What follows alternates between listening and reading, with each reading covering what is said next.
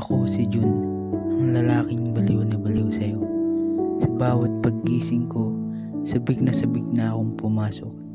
Hindi lang para matuto, kundi upang makita ang kagandahan mo. Sa tuwing ika'y aking nakakasalubong, hindi ko mapigilang langhapin ang iyong malarosas na pabango. Para kang isang alak dahil kapag nakikita kita ay nawawala ako sa aking wisyo. O para bang lumalakas ang amas ko dahil sa pagkaumaling sa iyo.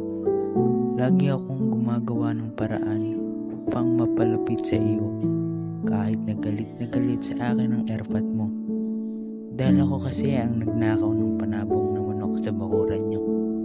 Isang gabi, sinubukan kong mangharana sa iyo. Ngunit binuhusan ako ng tubig ng airpot mo. Ganon kita kagusto. Araw-araw akong nagbibigay ng rosas at tsokolat sa iyo para lang makita ang ngiti at mata mong makinang.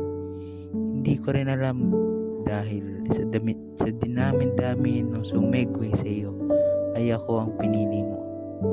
Nagsama na tayo ng matagal ngunit sa pagmulat ng aking mga mata, baliktanaw lang pala ito dahil 2 taon na palang walang tayo. Hindi ko rin alam kung ba't iniwan mo ako, pero salamat sa pagmamahal mo sa akin, Carmel.